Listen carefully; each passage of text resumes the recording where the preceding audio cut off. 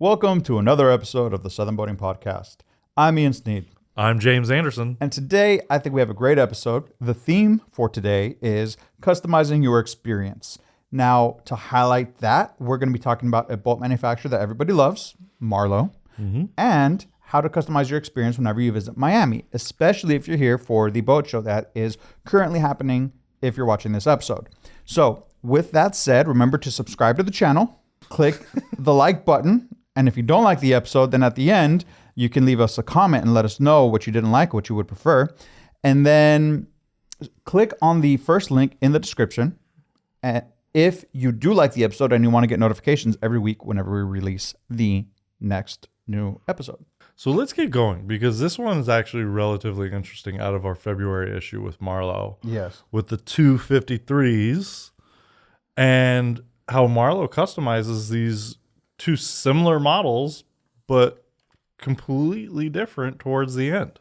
Yeah. You know, based on what the customer is actually looking for and how they're going to utilize the boat. Right. And I think it's very interesting to see because it does mention that not every boat manufacturer is willing to do some of these customizations, right? Because it takes re-engineering of parts of the boat. And a lot of people don't realize what that really means. That could mean hours and hours and hours of work on the engineering team. It could mean hours of extra work when constructing a hull. You know, so it's really interesting. And I found this story very enlightening. Yeah. So if you want to customize your experience where you're essentially having a one-of-a-kind boat, like that is a completely different conversation. That is correct. And it's a challenge, not just for the person that wants that experience, but for the person building and designing that vessel. Takes a lot of extra work. And then on the other end of the spectrum, you have the assembly line versions of vessels that they just pump them out. And they essentially They give you a couple of options, but that's really it, right? Right. You're picking off a menu of options. Exactly. Like not selecting true this, not that. This, customizations. right. So I call that semi-custom. Yes. And right in the middle, because there's always a golden mean, there's always like a perfect balance. Right in the middle, you have an experience like Marlow provides. And essentially, it's based off of you and how you're going to use the vessel. So in this article, we talk about that specifically. Yeah, it gets into exactly that. Why certain customizations are done based on what you're utilizing the vessel for. What are your preferences, right? And I think that's really interesting. So if you guys want to read this article, I was very enlightened by it and what Marlow's willing to go to the extensive research that they put into it, the extensive amount of time that they put in with their customers to understand their customers and how that relates to building a great vessel. Yeah. And just to give you a brief like trailer, I guess is the best way to say, brief trailer of what's in the article. They're comparing two Marlow 53s and they share with you the experience of each owner, right? So one owner is U.S. East Coast cruiser. The other one is a retired couple. One prefers anchorage over marinas or docks. The other is the opposite, right? One is going to be entertaining a ever-growing family.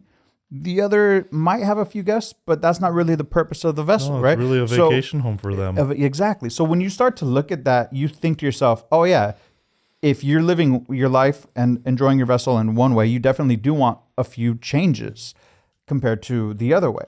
And so they really go, Tom Serio wrote this article, and he did really well in describing how the two vessels were customized based off of the needs, based off of, you know, even the budget of each group, right? One said, no, I have a fixed target for this. The other one said, hey, I'll be flexible. And so with that, you see the different changes as well. And Marlow worked with both people.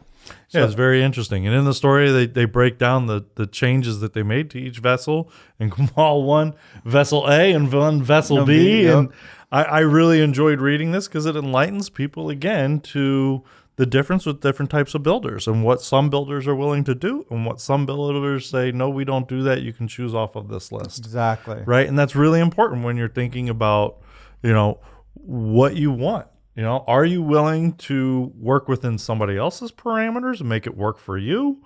Or do you want a builder that's going to work within your parameters and give you exactly what you want? You know, and when we talk about boats of this size, that's a big decision to make. It's a very, very big decision to make. So I highly recommend this article. It's, in my opinion, very enlightening. for anyone that has purchased a boat and maybe went on one end of the spectrum versus the other, seeing what your options really are.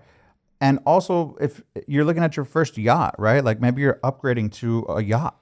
Right. I want you to know this is an option. That's exactly right. So that's, for me, that's everything I want to talk about with this article. I thought it's fantastic. It's worth a read. It's definitely a great read. Now, the next one, obviously this next article is something that I really enjoy. I've grown up in South Florida. I've been, I grew up in Broward County, so just north of Miami. I went to college in Miami, so a lot of these places I am very in tune with. So when reading this article, it kind of was like, and now that I live in Palm Beach County, it was kind of like going down memory row for me, right? It was like, oh man, memory lane, all of these places, all the things to do. And a lot of them now are new. Yeah. Didn't exist when I was, young or in college or whatever. It was kind of nice. While we're at the Miami Boat Show, or you're vacationing down here to maybe come and take a look at a couple of different yachts that you might be considering purchasing, you don't want to spend, you want to have other things to do other than just the boat show. Right, You're going to want to go to dinner, maybe take in a show. We do know people, shopping. They either drive in, some people fly in just to go to the show and check out the Miami Boat Show. But the thing is, if you're flying in, you don't want to spend, once you know what you want, you're going to go, you're going to do your thing, but you're not going to spend 3 consecutive days at the boat show. No. Right? Like most people will not do that. I know some people do that, but not everybody's going to do it. I mean, make it a vacation and enjoy the area. And I think that's kind of the goal for a lot of the people is, hey, let's go to Miami for a few days. Right. We'll go to the boat show on one of the days. And then the other days we're going to fill with activities. Now, these activities, we have 8 listed here to customize your experience when you're out there. Yeah, quite a bit, because Miami is very much a city where you can go and do a lot. It is very much a vacation-oriented town. It is very unique. And the option, it's eclectic. Like you can choose from. There's so a lot many of options. history here. So let's jump into the first one. Explore Miami's iconic museums. So the first one you have is the Perez Art Museum in Miami, also known as PAM. And this is a contemporary and modern art collection. We have some other ones in here, like the Bass Museum of Arts. And this is one that people like to go to because, again, it's a little different, more on the modern side. And then one of my favorites that's been here for a long time, the Vizcaya Museum and Gardens. Now, this is a very beautiful historic home, actually. It's extremely popular. It's extremely popular. I mean, people get married here. They do wedding photos here, incredible. all sorts of things. Beautiful. It's absolutely gorgeous. At least from what I've seen in photos, because I have yet to go to that one. Now, the second, we're going to touch on 8, right? The second one, catching a show or performance. Now, we have the Adrian Arsht Center for the Performing Arts, which is in downtown. Now, as we were reading, I thought it was awesome because I came across this information first outside of the magazine, and then when I read it, I'm like, oh, I know a little thing about that is. But they are going to have Mamma Mia playing. Yeah, right after the show. Right after the show. Now, so I went to look for tickets. They only have single tickets left. Really? Single tickets. So close to sold out. Yeah, close to sold out. So if you're trying to go, now don't get me wrong. Some of the single tickets were like, like end seats, one right in front of the other, with pretty good view. Like it wasn't bad if you're trying to go with multiple people. But you might have to buy secondhand tickets. Yeah, so that's just a heads up if you're trying to go watch Mamma Mia after the boat show. That's the first play I ever saw live. Oh, really? Yeah. Mamma Mia? Yeah, my aunt took me. I love plays. Yeah. So it was great. Or Broward musical Performing play, Arts, whatever. The Kravitz Center. I loved it, man. I loved it. Anyway. On to the next. Spa treatments. Let's talk about that. Oh, you want to talk about spa treatments? So we got plenty of places to go to the spa. Miami is known for luxury spas. Yes. Well, Miami is kind of, everybody likes to indulge themselves when they're in Miami. Act like you're a celebrity or something along those lines, right? So we all deserve good treatment. Everybody should be pampering themselves sometime or another, right? It's good and healthy for you. So the first one on the list was the Standard, which I'm going to dinner tonight at the Standard, which was very exciting for me. But this is a beautiful boutique hotel out off of the Vizcaya's Causeway on Belle Island. And it's very luxurious, very, very beautiful. It's something that you have to experience. You also have the Lapis Spa, which is the very famous Fontainebleau. And if you don't recognize the Fontainebleau, you can watch one of the original James Bonds, and it's in that movie. That's how old this resort is, but it's been done over. And it's famous. It's so many times, and it is absolutely beautiful. It's beautiful. very luxurious. Yes. And then you have some others. You have the Biltmore, which is a historic piece. Also, yeah. Here, and in fact, that was at one point in time the largest resort pool in the country. Now it's far from now on today's standards, but at one point in time, it was. Now I have a very close connection to it because this is where I actually became a golf professional. Oh, I cool. passed my player's ability test for becoming a member of the PGA of America at the Biltmore's golf course. That's cool. I have know a that. little personal connection with the Biltmore, and that's it. So I've always enjoyed going there. And then you have some others like Trump's Doral, very beautiful piece of property. They have a great spa, and there's just a lot of them throughout Miami. Yeah. Now, the next one is one that you enjoy doing because I know when you text me on the weekend. Shopping. Yeah. So Ian likes to shop. It's funny because as I was reading this, my first time out in Miami, I was up in Sunny Isles. I was like that area. But my friend who's from Miami, her and her now husband, they went to pick me up to show me around Miami, and they took me to these places. To explore. So as I was reading this, I'm like, oh, my first trip to Miami. I'm like, I know this place. It was really. It's just for me, it's special. But Lincoln Road on Miami Beach, right? That's gonna an be right incredible there. spot. Yeah, incredible spot. The Bal Harbor Shops in the Miami Design District, Gorgeous. Incredible. Gorgeous that mall. was the open place air that mall, took me. absolutely gorgeous. I loved great it. shops I in thought there. it was fantastic. There are so many opportunities for shopping, whether it's unique pieces of art and you're going to galleries or high-end luxury designer clothes. Across the board, you can visit so much. Now the thing is, based off of whatever your style is, whenever it is, that you go shopping, I'm not gonna lie. Like you can Google the top spots, but we highlighted the favorites in this article, right? Yeah, because you got the design district too, and there's just shopping There's all over tons. Miami, from luxurious to art to everything. Whatever your shopping needs are, Miami has it. Now the next one, I know it mentions a spot that I need to go to, but I'm gonna let you touch on it because I know you've been there. You burn a whole paycheck at this restaurant. Yeah, I believe that. So the next one we're gonna go over is places to eat. And Miami is full of great restaurants. Now, being a Johnson & Wales graduate, I have a lot of friends that work at some of these that are big-time chefs all across the Tri-County area down here. So we'll go over some of the ones that are mentioned in the article. But the most iconic one is right in the first paragraph. That's Joe's Stone Crab. Yeah. If you're coming to Miami and you might not come back for a long time and you've never experienced it, you got to go to Joe's. You got to get the jumbo stone crab claws and just enjoy. It's a little bit of a pricey restaurant, but it is worth the experience. It is such an experience. I remember the first time my father took me, I was in college, came pick me up. We went to Joe's. And then when my mother found out, she was all bent out of shape. So, but I have yet to go. If anybody wants to invite me, I'm a great dinner guest. We can go to Joe's anytime. I'd hate to know what a plate of jumbos costs these days. Yeah. There's some other restaurants that are very familiar down here. So we have Zuma, which is a very chic Japanese restaurant, very well known. You have Ceviche 105. Great Peruvian restaurant, and these are scattered throughout different areas of Miami. So Joe's is down on the beach, Ceviche's down in Coral Gables. So there's a lot of different little areas that you want to check out. But then one of the other ones that's just as important as going to Joe's, and I'll take you to this one because it's not going to break the bank.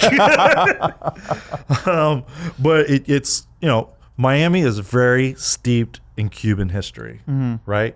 We have a very strong Cuban population here, and they're great. I love the Cuban population here. But you got to go get your Cuban coffee and your pastillos from Versalles on Calle Ocho. Yeah. Right? 8th Street.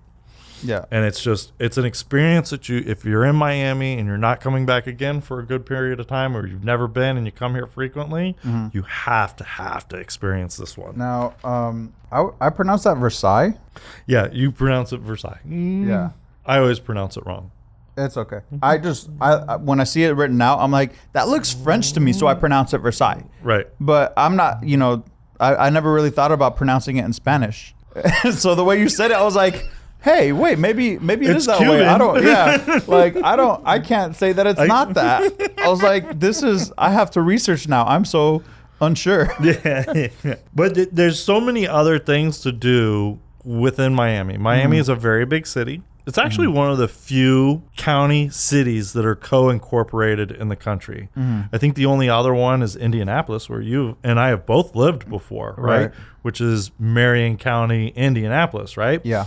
And we have Dade County, Miami. I think those are the only two. I could be wrong. There could be more since... Yeah, but I wouldn't know if there are. Exactly. It's not very popular. But Miami has so many different cool little areas and things to do and things to check out, places to go shop, places to relax, spend time. So let me just run through the last three just as bullet points, right? An extended art culture. And the reason I'm going to run through this is because we already kind of talked about art galleries, but there's also, the Wynwood Walls, for example. There's the Art Deco district. So there's a lot of art culture, right?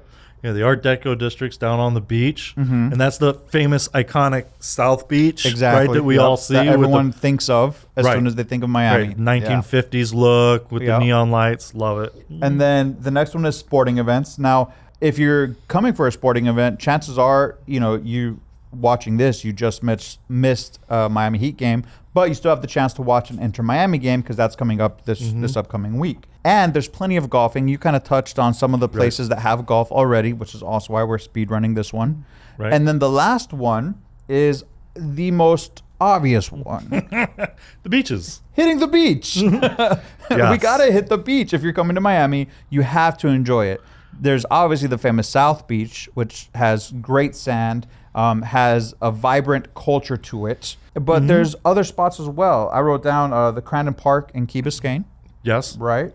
And then Surfside Beach as well. Surfside, yep. Yeah. Just north of North Beach. Right. Right. So that's kind of that's south of Bal Harbor and north of North Beach. And it's a great spot to go to. Crandon's one of my favorites. Very relaxing. Yeah. Gives you that very much island Caribbean feel. Much more relaxed compared to South Beach, which is a lot more energy at South Beach. And you can go at that park, you can actually go and explore a little bit and see some history while enjoying the beach, which is a lot of fun, right? So Crandon Park is more than just a beach. There's some history there. And if you go to the very southern tip, you can actually see the houses on the Stiltsville. Oh, you can see Stiltsville. Yeah, you can see Stiltsville. Now, you've seen Stiltsville from the water, right? From the water, yeah. So you can see Stiltsville from land at that point in time. That's cool. So, yeah, it's very nice. And our beaches, the water's always relatively warm because of the Gulf Stream. So it's not like in the winter, it's freezing cold water. It's not. Right. I'm used to the Pacific Ocean where it gets cold. It's cold. You have to wear a wetsuit in the winter. No, thank you. Yeah. That's it for this week. I hope that gives you some good places to check out while we're down in Miami or while you vacation to Miami. Because Miami is a very unique place. Lots of things to do, from sports, treating yourself well, to just everything. Eating well, shopping. One of your favorites. One of my favorites. I don't blame you. I like to shop too. Well, there's so many options out here. There is. Yeah. You can do everything. It's nice. So until next week, I'm James Anderson. I'm Ian Sneed. See you next week.